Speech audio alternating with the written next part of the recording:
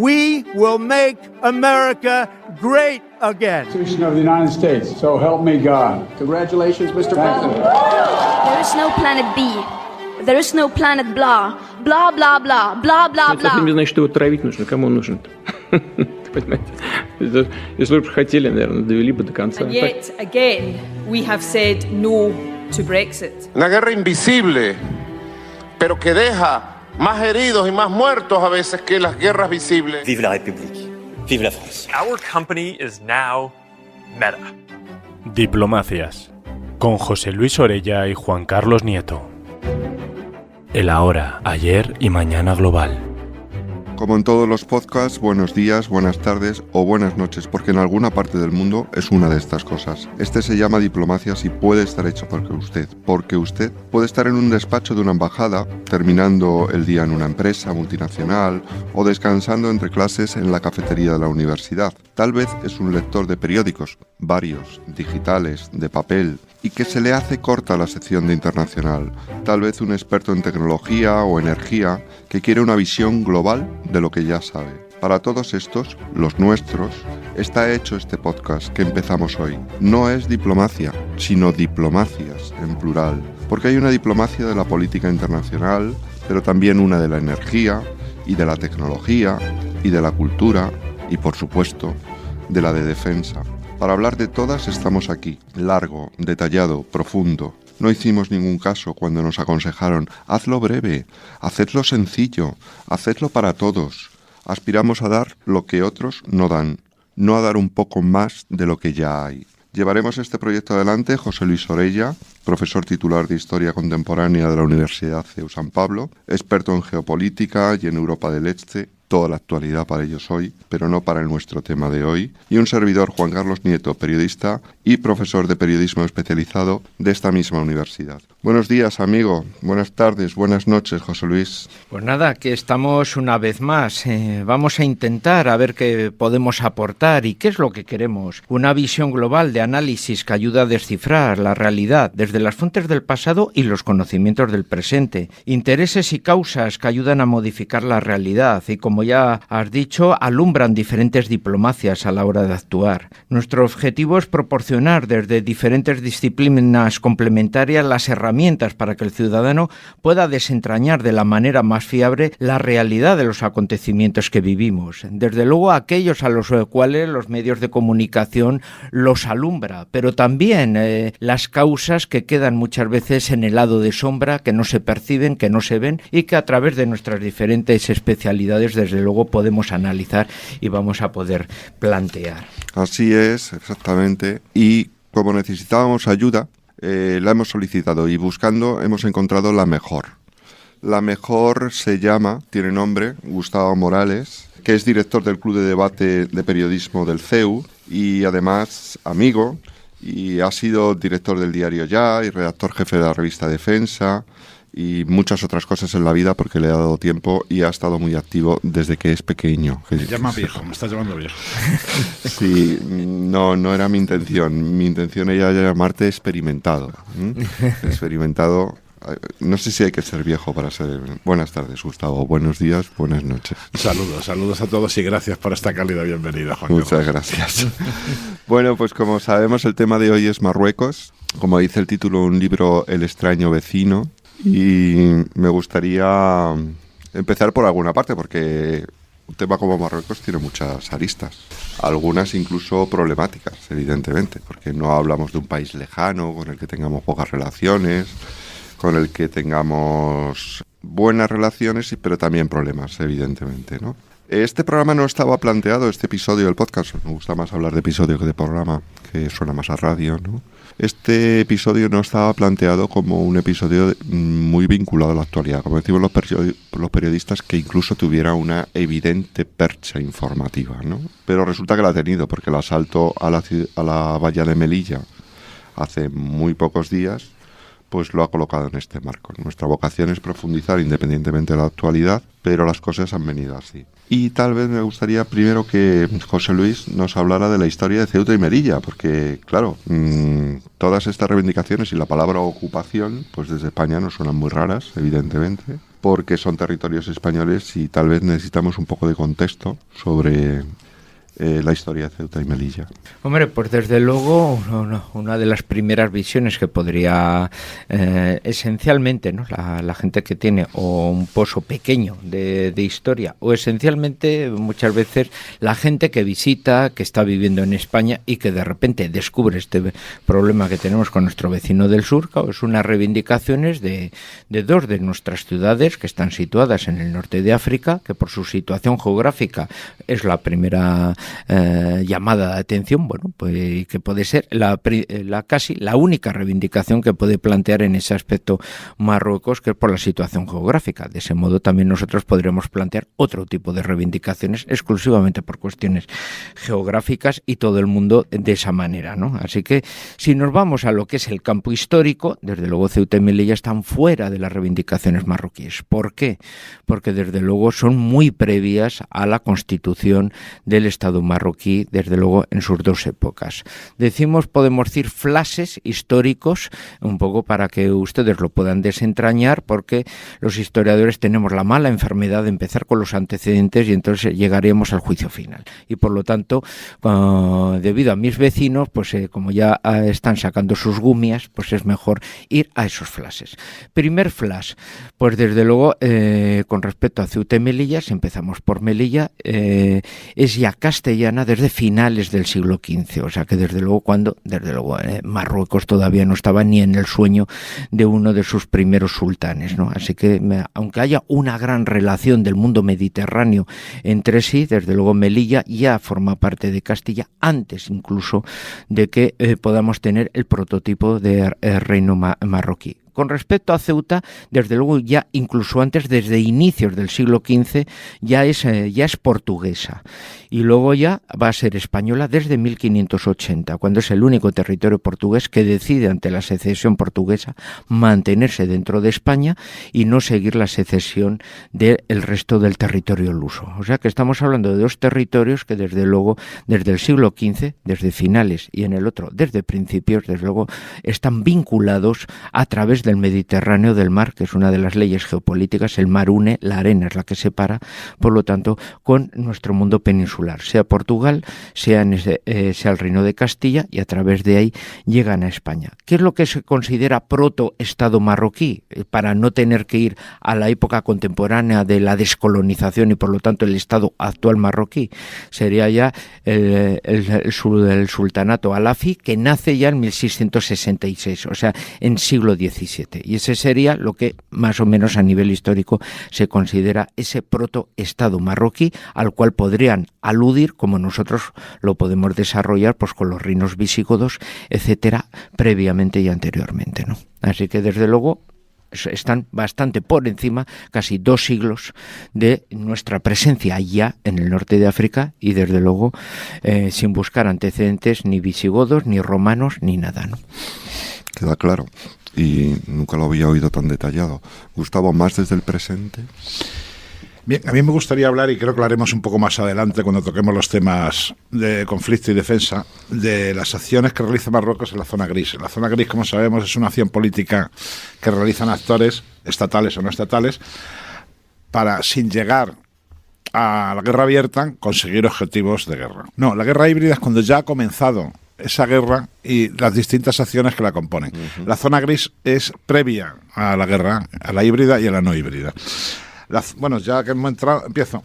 La zona gris es un conflicto con 3 características. 1, hay una conciencia del conflicto por parte de los actores. 2, hay unos objetivos. Y 3, hay un poder. Los agresores son conscientes de que iban a perder mucho en una guerra convencional, por lo cual llegan hasta el límite, hasta el borde de esa guerra convencional. Y recordemos que la paz no es sinónimo de armonía.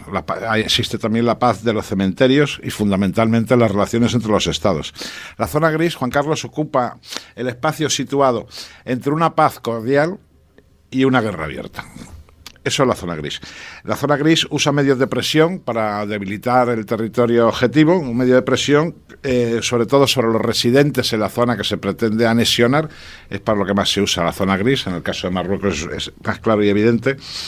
Otro de los medios es la coerción económica para debilitar a los protectores del status quo, presión que puede ser boicots, que pueden ser bloqueos comerciales, presiones a vendedores, presiones a consumidores.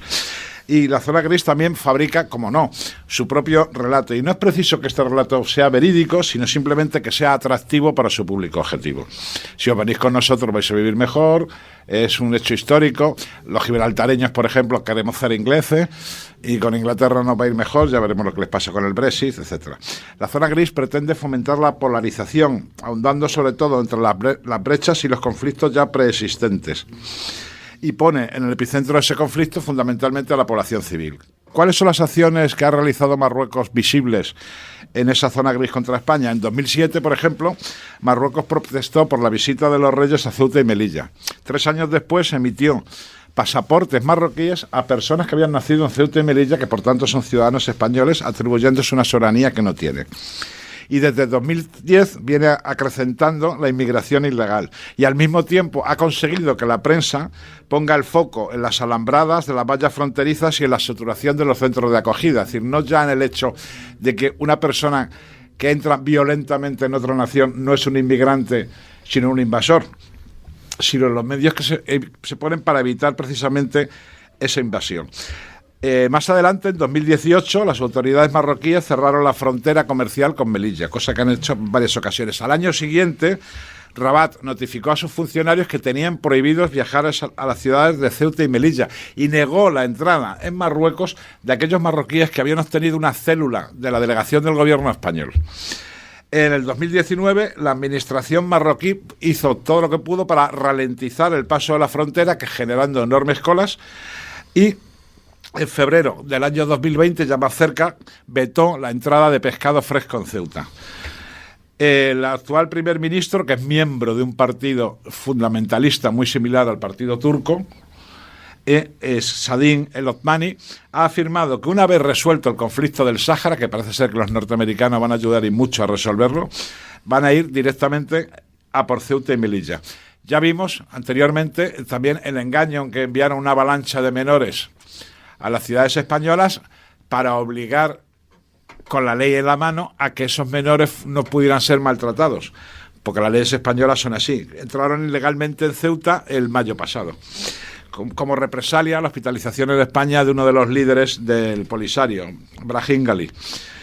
Y Marruecos también sabe que señalar una causa irredenta fuera de sus fronteras sirve para que la población marroquí olvide sus propias penurias y esté mirando hacia otro lado.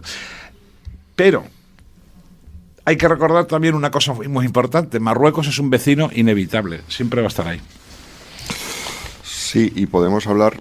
Es que aquí hay una ambivalencia, me gustaría que me contarais, porque claro, tú has visto cómo Ceuta y Melilla son vectores por los que llegan las situaciones que nos planteamos esta semana con Melilla y la que ocurrió hace unos meses con Ceuta.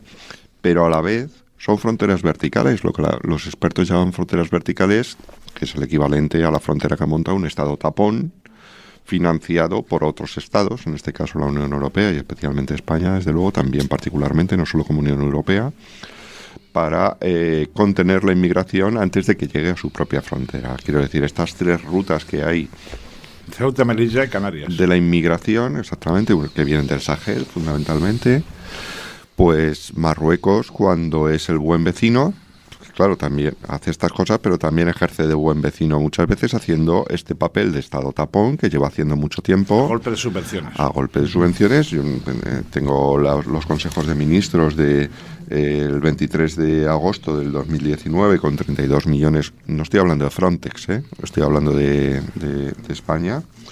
Y el 1 de mayo del 2021, muy cerca de los sucesos de Ceuta, con otros 30 millones que fueron recurridos ante el Tribunal Supremo por las ONGs de proinmigrantes andaluzas, ¿no? Y que finalmente el Supremo desestimó. O sea, este dinero llega, hay quien se ha dedicado incluso a medir cuánto, pues 245 equipos de detección de todo tipo, infrarrojos, radar, etcétera, etcétera, vehículos, mantenimiento, e incluso dinero que evidentemente pues termina pagando al menos los parte de los sueldos de la gendarmería, como tú dices, y de la vigilancia de fronteras, ¿no? Es decir, este concepto que ha saludido a Turquía. Es curioso, ¿no? Porque Turquía es el otro gran estado tapón, al que aquí sí la Unión Europea... Y usa el mismo chantaje. Es que no sé si llamarlo chantaje, porque nosotros y la Unión Europea es alguien que va con el talonario por delante. Es decir, o sea, es casi... Yo, sinceramente, no lo llamaría chantaje, lo llamaría la externalización de un servicio de control de fronteras. Y es que se llama Frontex, es así, ¿no? O sea, no llega a Turquía o llega a Marruecos y nos hace un chantaje directo, sino que también nosotros estamos participando en este negocio, entre comillas, que es, oye, mire, yo tengo muchos problemas y tengo que hacerlo. Hago usted por mí, ¿no? Yo le mando el dinero, le mando los vehículos, le mando las nóminas, le mando los equipos de mantenimiento, de detección. Le construyo una valla que la construyó Aznar en su momento, ¿no? Es que el caso porque antes era una alambrada. En el caso de Turquía más claro, porque el dinero procede directamente de Berlín. Y cuando ese dinero deja de llegar, cientos de miles de refugiados llegan a Turquía, de presuntos refugiados, porque muchos de ellos no proceden de zonas de guerra. Es decir, cuando nos hablaban de sirios, entre ellos venían afganos, venían iraquíes y venía gente incluso procedente del África subsahariana. Claramente. Entonces, José Luis, ha habido un cambio en el último año. Esta ¿cómo la llaman? Diplomacia acelerada de Mohamed VI frente a la diplomacia lenta, ¿no? Porque las marchas verdes son muy lentas, y de Hassan II. Hombre, tiene dos aspectos ahí a tener en cuenta, ¿no? O sea, como bien habéis estado diciendo, los flujos migratorios los está graduando, igual que se fuese un grifo, y de esa manera pues puede presionar y puede desde luego favorecer el que le puedan llegar más ayudas económicas. Por otro lado, también Marruecos ha encontrado y ha visto, bueno, que su afinidad o su relación especial que tiene también pues con Estados Unidos, un poco en este aspecto, como uno de los países más antiguos, de los primeros que reconoció la independencia de Estados Unidos, pues le puede valer en el aspecto que desde la presidencia antigua, cuando con la presidencia de Trump, pues quiso acelerar y favorecer el reconocimiento desde luego del Estado de Israel y de su capitalidad incluso en Jerusalén por parte de países musulmanes, ya que el flujo de países árabes que podrían hacerlo era muy pequeño. Bueno, pues Marruecos podía acercarse un poco a ese tipo de postura y dar desde luego, bueno, pues a aprovechar para el reconocimiento de sus intereses estratégicos, desde luego su cesión y su acercamiento en ese otro tipo de posturas, ¿no? Entonces yo creo que la denominación de diplomacia acelerada desde luego ha podido realizarse un poco porque ha visto esas carreteras paralelas que podía aprovechar a su favor con la diplomacia estadounidense, iniciada desde luego con la administración Trump y mantenida desde luego con la administración Biden, que está obligando desde luego a otras administraciones europeas como la del gobierno alemán ahora a que desde luego vean con otro tipo de color la situación del Sáhara, que antes era favorablemente a favor de España y ahora claramente ya se está posicionando cada vez más a un reconocimiento de los intereses marroquíes, ¿no? A eso vamos, porque no hemos sido nosotros quien ha vinculado Ceuta y Melilla al Sáhara, pero el caso de Ibrahim Jalil, como tú decías, es el que lo ha traído y lo ha aislado últimamente. ¿Cuál es nuestra posición en el Sáhara, si es que tenemos alguna ahora, Gustavo? Hombre, nuestra posición es la posición que se aprobó en Naciones Unidas, es la realización de un referéndum, primero de un censo. España ya hizo ese censo en 1975, y la realización de un referéndum. Claro, el censo de 1965 está muy anticuado, y la llegada de enormes cantidades de colonos marroquíes al Sáhara haría que el referéndum diera un resultado muy diferente al que podía haber dado originalmente. De todas formas, yo, a pesar de ser románticamente pro-saharaui, pienso, ¿cuál es la viabilidad de un Estado de menos de 200.000 personas? Y no estamos hablando de Liechtenstein ni de Mónaco en recursos. Estamos hablando de un Estado que lo que tiene es pesca y fosfatos. Los fosfatos ya, por aquello de la moda ecológica, no se utilizan en casi nada. Antes se usaban los detergentes. Y la pesca, no que tenga precisamente el Polisario una gran flota pesquera, ¿no? Bueno, pero la puede cobrar a otros países por faenar en agua. De hecho, lo que está haciendo Marruecos. Y está apropiándose de la soberanía, no solo de la tierra, sino también de los mares del Sáhara. La cuestión es que el Sáhara fundamentalmente está apoyado por Argelia. Y Argelia es el tradicional enemigo de Marruecos. ¿Qué tienen de distinto y de parecido? Pues de distinto tienen que Argelia es un país socialista que surge de un movimiento nacionalista contra el colonialismo francés, y Marruecos es un país monárquico religioso que surge de un también movimiento anticolonialista contra los franceses y españoles. La diferencia está en que, la igualdad de ambos está en que solo han ganado guerras interiores. Es decir, Marruecos ha ganado la guerra contra su propia población y la está ganando en el Sáhara, y Argelia ha ganado la guerra contra los yihadistas que surgen a partir de la victoria electoral abortada por Europa del Frente Islámico de Salvación. Muy sangrienta esa guerra. Una guerra tremendamente sangrienta. Es decir, el número de muertos, que oficialmente son 250.000, puede que sean multiplicables por 10. Y además el tipo de guerra, no solamente el número de muertos. Es una guerra sangrienta. Es decir, por ejemplo, tú eres un soldado o un policía, y cuando vuelves a tu casa te encuentras a toda tu familia degollada. Tú eres un yihadista conocido, cuando vuelves a tu casa te encuentras a toda tu familia degollada.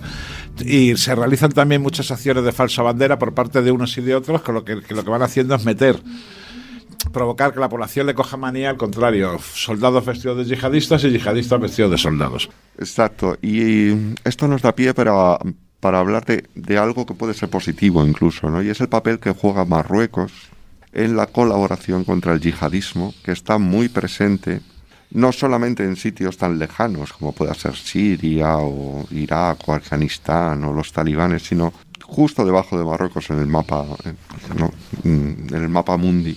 El Sahel. Está el Sahel, exactamente, está el Sahel. Y el Sahel es un hervidero en este momento de organizaciones yihadistas, de pequeños señores de la guerra, de problemas para el futuro, podemos decir, ¿no? Y da la impresión de que Marruecos, que lleva ya mucho tiempo colaborando en la discreción de los servicios de inteligencia con Europa y especialmente con España para la contención del yihadismo y la prevención de ataques terroristas, quiere jugar un papel más institucional, yo creo, y más geopolítico en la contención de ese yihadismo del Sahel, queriendo ser, de alguna manera, alguien que garantiza que la zona no se va a convertir en un gigantesco campo de entrenamiento y acción para franquicias, se llamen como se llamen, del Estado Islámico, de Al-Qaeda, de Boko Haram, de lo que sea, ¿no? Porque ya sabemos que aquí cuando cortas la cabeza a una de estas hidras, ¿no? Pues sale otra con otro nombre y simplemente muchas veces lo que se consigue es que la siguiente sea más extremista todavía que la anterior, porque el juego de mencheviques y bolcheviques funciona en todos los ámbitos de poder. Entonces lo que me gustaría preguntaros y que nos dierais vuestra visión es si Marruecos va a conseguir jugar un papel parecido al de Turquía, siendo un gendarme de la zona, también de servicios exteriorizados, en este caso no de contención de la inmigración como un estado vertical o un estado tapón, sino de el policía que nos garantiza que los problemas, esta vez de otro tipo, no llegan hasta nosotros. Bien, la primera parte es que Marruecos es un estado fiable para Estados Unidos, es un estado fiable precisamente porque ha sabido contener dentro de su propio territorio el crecimiento del yihadismo. La segunda parte es que ese parecido que tú has indicado es más de todo lo que parece. Es decir, como hemos dicho antes, tanto en Turquía como en Marruecos gobierna un partido islámico moderado. Pero en Marruecos es el Islam medio, que ellos llaman, ¿no? Bien, es el Islam. No son los hermanos musulmanes. No, bien, efectivamente, tampoco lo es en Turquía. Son partidos reformistas islámicos que quieren conjugar la Sharia con una constitución moderna, es el caso de Erdogan. Y ese partido islámico tiene un control, que a pesar de que siempre suele ganar las elecciones, desde que son libres, tiene un control feroz por parte del MACEN, por parte del poder marroquí. Recordemos que la Casa Real no solo controla lo que es la propia Casa Real e incluso a veces la presidencia del gobierno, sino que controla el Ministerio de Asuntos Religiosos, que allí es muy importante, porque es el que elige... Explica un poco qué es el MACEN, esta estructura del Estado marroquí, que no es conocido por la gente. El MACEN es, como si dijéramos, es el rey más el palacio, toda la estructura que conforma lo que los americanos llamarían Deep State, el Estado profundo. Es decir, el MACEN es esa cabeza compuesta por mucha gente que sirve al rey en la realización de una monarquía que no es una monarquía a la europea en el sentido parlamentario de que el rey reina pero no gobierna. En Marruecos el rey reina y el rey gobierna. Los ministerios de la soberanía. Los ministerios de la soberanía es defensa, o sea, son los ministerios estratégicos. O sea, Almacén controla los ministerios estratégicos. Y el delegado del Almacén en cada barrio. Eso ya nos iríamos más lejos porque eso es muy similar a los CDR cubanos. Exacto. Sí. Los comités de defensa de la revolución que en cada manzana controlan lo que va aconteciendo y sucediendo allí. Marruecos ha tenido un par de problemas. Uno fue la ocupación del islote Perejil, que fue respondido muy enérgicamente por el gobierno Aznar con el apoyo del gobierno de los Estados Unidos, porque todavía estaba muy reciente la famosa foto de las Azores entre el presidente Bush, el primer ministro Blair y el presidente Aznar. Entonces, y ha tenido otro problema que ha sido el 11 de marzo. El 11 de marzo los ejecutores de la operación evidentemente sí eran marroquíes, lo cual ha dificultado en ocasiones las relaciones entre los dos vecinos. Claro, Gustavo, pero perdona que te diga, precisamente es lo que me extraña, pasar de ser el estado gamberro de Perejil, en ese sentido de yo hago estas cosas, a proponerse como el gendarme que nos va a librar de los futuros ataques terroristas, porque él va a controlar como un tampón, como una embajada, pero con una embajada, no, como una contención del yihadismo del Daesh. Es que lo de Perejil fue el punto de incidencia separado. Es decir, la colaboración antiterrorista entre España y Marruecos es muy antigua. Es decir, no viene es incluso muy previa a la toma del islote Perejil. Es decir, la colaboración primero que se establece entre la Gendarmería y la Guardia Civil, al final se hace una colaboración institucional. Lo que era una colaboración pragmática entre fuerzas que vigilaban las mismas fronteras, acaba convirtiéndose en una colaboración entre Estados. Y una colaboración entre Estados muy importante, porque efectivamente Marruecos puede controlar, y a veces lo hace, los flujos migratorios que llegan desde la África subsahariana. Y en el caso del Sahel tenemos que se produce un encuentro, por un lado, entre traficantes de drogas que han utilizado esa zona, una zona sin Estado o una zona sin la presencia de distintos Estados, para llevar su mercancía desde Sudamérica. No estoy hablando de que por allí pase el opio afgano, que llega por otras rutas. Esos traficantes llegan a un acuerdo con los yihadistas y utilizan las mismas rutas que los yihadistas. Y los yihadistas, a su vez, establecen relaciones familiares con la gente que vive en aquellas localidades, casándose con las mujeres y estableciendo una familia, con lo cual se crean unos lazos de clanes y unos lazos tribales que están muy por encima del sentimiento nacional que puede existir en Mauritania, Malí, Burkina Faso, etcétera. Lo están haciendo bien. Estados Unidos es consciente de esto, y Estados Unidos es consciente de que el papel de Francia en la moderación de la radicalización del Sahel cada día es menos eficaz, y sabe que tiene que utilizar elementos locales. De hecho, no hemos tenido hasta hace poco, un día espero traerle hasta estos micrófonos, si te parece, a un general de la Guardia Civil que era el encargado de realizar estas operaciones con los gendarmes franceses en el Sahel para evitar el crecimiento de los islamistas. Y Europa, y dentro de Europa, España ha dado muchos millones a los gobiernos de estos países para detener esa avalancha. José Luis, ¿qué piensas tú? El yihadismo del Sahel y el papel de Marruecos. Pues es el punto importante que trataba Gustavo, ¿no? O sea, cuando el gobierno argelino aplasta, por lo tanto, al FIS y a todos los grupos, se puede decir dispersos, se refugian en el desierto. Desde luego, para la gente del desierto son extranjeros, pero ellos van allí a enlazar esencialmente con movimientos tuareg de reivindicación frente a sus gobiernos, podemos decir, subsaharianos, ¿no? Y por lo tanto esas tribus tuareg que siempre habían mantenido reivindicaciones muy fuertes y con sus propias estructuras armadas contra el gobierno de Mali, contra el gobierno de Níger, ahora resulta que se ven potenciadas y enlazadas con los diferentes grupos islamistas, que son los que ya se van a transformar, la mayoría estaban relacionados con Al-Qaeda, formando a la Al-Qaeda del Magreb, pero luego algunas ramas también se van a ir, pues ya liderazgos personales rompiendo y reconociendo al Estado Islámico, y por lo tanto ya tenemos una maraña de estados que reconocen a Al-Qaeda, que reconocen al Estado Islámico relacionados con los diferentes movimientos reivindicativos de los tuareg, de los cuales además algunos de ellos son autónomos y conforman por lo tanto coaliciones líquidas en determinados momentos, y utilizando el Sáhara como los piratas pueden utilizar el mar en el siglo XVI. Así que claro, las fronteras son incontrolables, los ejércitos de estos gobiernos cada vez solicitan más arropamiento de tecnología, de armamento, porque les es imposible y hasta carecen de instrucción para poder reprimir. Para ellos la represión del yihadismo es llegar a un poblado tuareg, exterminar a todos y se acabó el problema.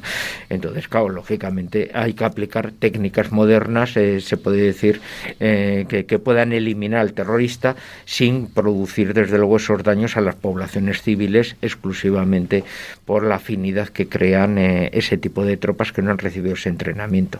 De ahí la importancia de esa presencia, por ejemplo, de Francia en países que fueron de su colonia y que teóricamente tienen que mantener un poco ese control, ese conocimiento y desde luego fuertes intereses económicos, que aquí ya nos meteríamos a otros temas como es el franco que se utiliza en la comunidad de esos países africanos, etcétera, ¿no? Entonces ahí ya Estados Unidos está procediendo a un proceso de relevo de esa influencia francesa y en la cual España también está de manera menor contribuyendo desde luego a intentar frenar un poco todo aquello. Por lo tanto, con la presencia marroquí cada vez se está revalorizando más y desde luego es la puerta de entrada a una mayor presencia estadounidense en la zona.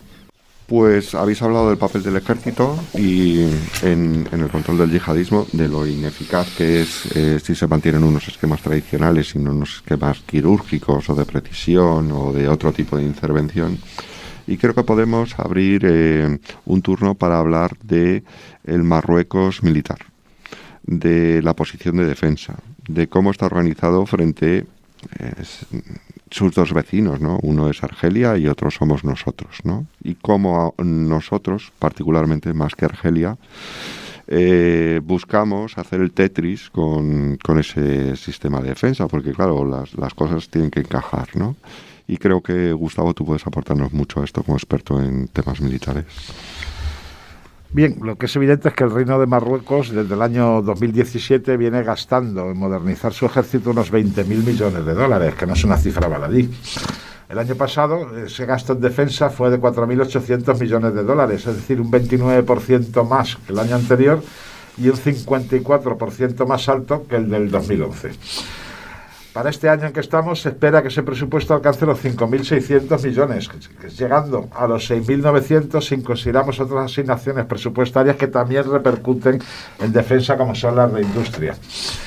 El gasto ya está superando en estos momentos el 4% del Producto Interior Bruto de Marruecos y es más del 10% del gasto público total, aunque algunos expertos señalan que ese gasto puede estar cofinanciado por Arabia Saudí, que ahora está, a partir del reconocimiento de Israel por Marruecos, está acercándose también bastante al vecino alauí.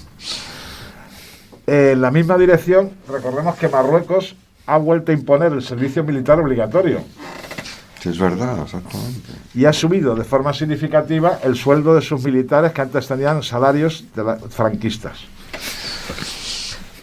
A partir de octubre del 2020 se crea la nueva alianza entre Marruecos y Washington, firman una hoja de ruta para la cooperación en defensa de 10 años y Washington se consolida fundamentalmente como el principal proveedor de material militar y de instrucción, a la vez que Rabat se ha convertido también en el primer comprador del continente africano en productos de defensa de Estados Unidos. Como digo, el reconocimiento de Israel facilitó el estrechamiento de las relaciones no solo con Arabia Saudí, sino también entre Washington y Rabat.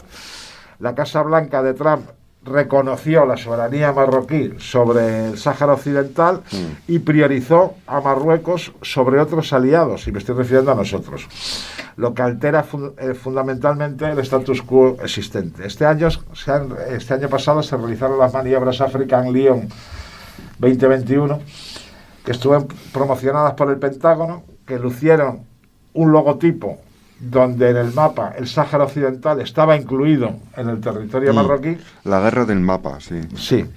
Y España, precisamente por eso, aunque alegó problemas de presupuesto, no quiso participar en dichas maniobras, porque sigue manteniendo esa postura ante las Naciones Unidas, la postura que se suponía que iba a arreglar el Plan Baker.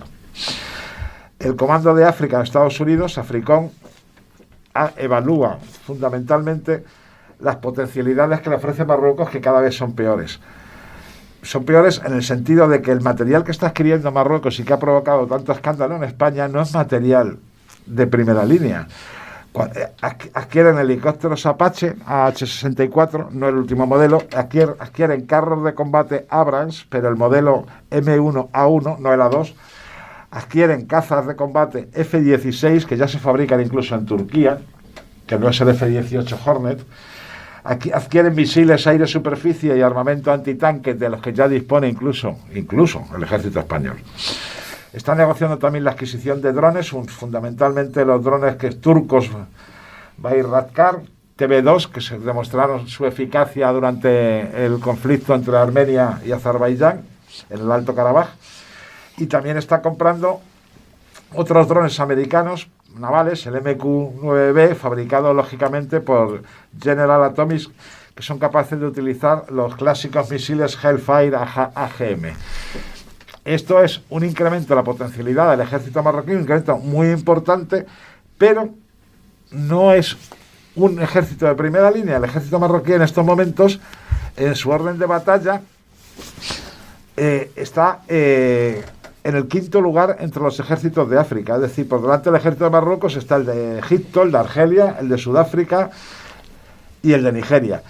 Mientras que a su vez el ejército de Argelia, que sería el enfrentamiento convencional... Eso te iba a preguntar, ¿contra quién está hecho el ejército de Marruecos? El ejército de Marruecos está hecho para controlar, primero, el Sáhara Occidental. Segundo, las fronteras con Argelia. Y tercero, para intervenir, llegado el momento, en el Sahel. Esas son las tres prioridades estratégicas de Marruecos en este caso. ¿Y la respuesta española a Ceuta y Melilla? La respuesta española a Ceuta y Melilla nunca podrá ser militar. Es decir, Marruecos, aunque utilice militares para estas operaciones y filtre muchas tropas entre los inmigrantes, no va a intentar una conquista militar de Ceuta y Melilla, sino una operación global, en la que habrá una parte que sí será militar, pero nunca como una operación fundamental. Esto lo aprendió en Islote Perejil. Quería saber hasta qué punto el gobierno español era capaz de responder y hasta qué punto los aliados. También puede ocurrir, claro, que piense y valore que un gobierno Sánchez no es un gobierno Aznar. Y que ni un Estados Unidos de entonces. Y que el Estados Unidos de entonces no va a apoyarle de la misma manera ni va a recibir la misma respuesta por parte de la Unión Europea, que condenó tajantemente el acto, aunque no tomó ningún tipo de medidas serias. Como decía, el ejército argelino ocupa el puesto 27 de los ejércitos del mundo, que no está mal, pero es el segundo más poderoso de África después del egipcio. José Luis. Y además, pues bueno, el ejército argelino pues tiene todo un armamento y todo un arsenal que le convierte en uno de los principales clientes de la industria armamentística rusa, y por lo tanto esa alianza que luego ya se globaliza en otro tipo de intereses, así que cada uno pues bueno representa unos puntos de vista diversos, y eso también nos ayuda a ver los diferentes apoyos. El que una Argelia, que es la que preferentemente ha respaldado siempre los intereses del Frente Polisario, pues se vea en este aspecto, por su estrecha relación también con el gobierno ruso, el que Estados Unidos potencia e incremente desde luego su apoyo a unos Marruecos que desde luego saca ya toda su literatura antigua de ser uno de los primeros países que reconoció la independencia de Estados Unidos, y no es un país más que tiene relación con ello, sino uno de los primeros amigos que desde luego tuvo, y que por lo tanto tiene que tener ese derecho de relación especial con él, ¿no? Y por lo tanto eso le saca brillo. Y además eso está muy bien reflejado por John Huston en la película El viento y el león, sobre el famoso jefe de Kabila, Saad Rasuli, que combatió y luego fue aliado de España. Y se plantea de una forma muy romántica. La visión que tiene Estados Unidos de Marruecos es una visión realmente romántica.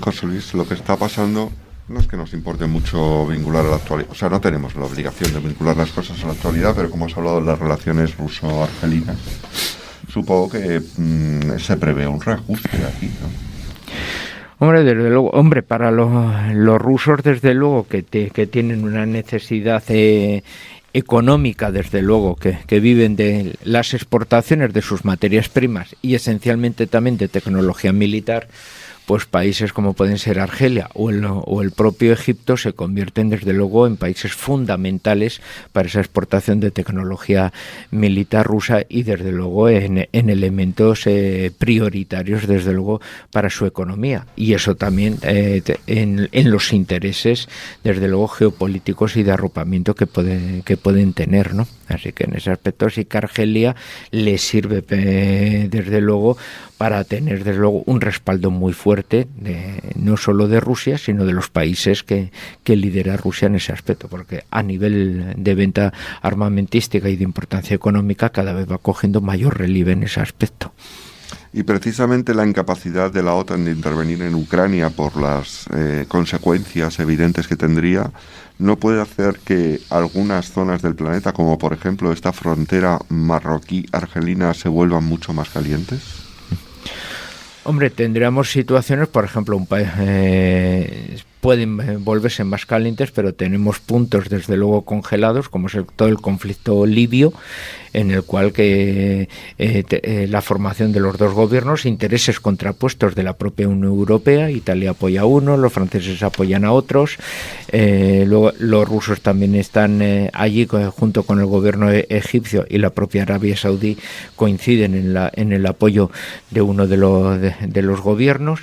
Y por lo tanto, bueno, pues tenemos una situación que en momentos dados sí se puede volver a calentar, pero son conflictos congelados que se mantienen en ese momento en esa baja. Pero sí que ahí en el ámbito del Mediterráneo, principalmente oriental, Rusia tiene una baza importante. No solo por su presencia de una base activa, la única que tiene fuera de su país, que la tiene en Latakia, en Siria, y por eso, por lo tanto, ese empeño en mantener al gobierno basista de Damasco, porque es el único sitio que le permite tener una base activa en el Mediterráneo, las buenas relaciones que tiene con Egipto, y no solo con Egipto, sino también con Israel en ese aspecto, y cada vez creciendo más la relación con Arabia Saudí, y desde luego la relación histórica que tiene con Argelia.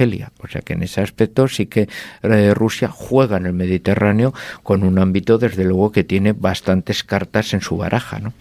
Aparte de los acuerdos de Rusia con las naciones árabes se remontan a los años 60. Comenzaron incluso con Gamal Abdel Nasser. De hecho, parece que Marruecos es mucho más importante, ocurre con muchos países en un mundo tan global y conectado como ahora, pero yo creo que mucho más que en los años 70, como dices. Es mucho... Marruecos lo es en virtud de quiénes son sus aliados y quiénes son sus adversarios, ¿no? Y el último movimiento de Trump, tengo aquí la orden presidencial, el decreto presidencial que da el texto, porque claro, lo curioso es que Trump hace esto con un tuit, y la gente se cree que se reconoce la soberanía de un territorio o la marroquinidad del Sáhara, como se dice por ahí, en un tuit. Por supuesto eso no es así. El tuit lo único que expresa es que se ha firmado una orden presidencial que tiene un folio y medio y que dice claramente pues que reconocen la marroquinidad y la soberanía del Sáhara, de Marruecos sobre el Sáhara, aludiendo a una serie de razones que la verdad que son un poco pintorescas, ¿no? Como que Marruecos fue el primero en reconocer a los Estados Unidos y cosas rarísimas en ese sentido, ¿no? Entonces el nuevo aliado ya no es Trump, porque Trump no está. Entonces, José Luis, ¿qué pasa con Biden? ¿Cuál es el plan de Biden para Marruecos, el Sáhara y nosotros, de paso, en lo que tengamos que ver con ello? Pues hay que tener ahí dos aspectos a tener en cuenta. Por un lado, la política exterior estadounidense, haya republicanos o demócratas, siempre mantiene, podemos decir, la misma onda de expansión. O sea, nunca hay variaciones un poco en ese sentido. Con la particularidad que si tiene que haber actividad, el Partido Demócrata siempre ha sido uno de los mayores protagonistas de resaltar esa presencia de Estados Unidos a nivel exterior. O sea, que se ha procurado, desde luego, que aunque cambien los presidentes, puede haber, desde luego, cambios políticos a nivel interno de la sociedad estadounidense, pero desde luego siempre hay una estabilidad en el comportamiento de los diferentes presidentes, por muy distintos que sean, desde luego siempre se ha mantenido, pero desde luego el Partido Demócrata siempre va a tener una mayor sensibilidad a su intervencionismo en las áreas. Tiene un mayor protagonismo y una mayor creencia en ese mesianismo de que Estados Unidos es el el gendarme del mundo en ese aspecto. Los republicanos siempre tienen en su, podemos decir, ADN un poco la vena del aislacionismo y que en determinados momentos es mejor volver a casita, estar tranquilos y mejorar su economía, ¿no? Bueno, ese era el plan, en teoría, hasta que Trump pierde las elecciones, ¿no, Gustavo? Yo estoy de acuerdo con José Luis en que Estados Unidos, como imperio que es, tiene una política exterior inamovible. Es decir, allí están de acuerdo todos en la política exterior, y es que es lo lógico que una nación tenga una política exterior que no varíe cuando varíen los gobiernos. También ocurre lo mismo en su madre, Inglaterra. En Inglaterra ocurre exactamente igual. Gobierne laboristas o gobierne los conservadores, la política exterior no varía demasiado. Lo que sí quería recordar es que los republicanos son los que aumentan el presupuesto militar, pero evitan mover el ejército fuera de Estados Unidos, con la excepción del Bush hijo. Y son los demócratas que reducen el presupuesto militar los que envían el ejército norteamericano a todas partes. O sea, el presidente que más ha intervenido en el extranjero ha sido Barack Obama. Ese inició varios conflictos que luego el republicano Trump se ocupó de ir apagando y de irse retirando de ellos. A Biden le ha tocado la salida de Afganistán, que no es una salida muy airosa, dado que después de 20 años de ocupación no ha conseguido absolutamente nada y vuelven a gobernar exactamente los mismos que estaban anteriormente. En el tema de Ucrania se ha demostrado que se las coge, que anda con papel de fumar. ¿Por qué? Porque no quieren implicarse en un conflicto. Las medidas han sido fundamentalmente medidas económicas, y unas medidas económicas que en cierta parte benefician a los propios Estados Unidos, como son las ventas de gas y de petróleo que se van a realizar a partir de ahora desde allí.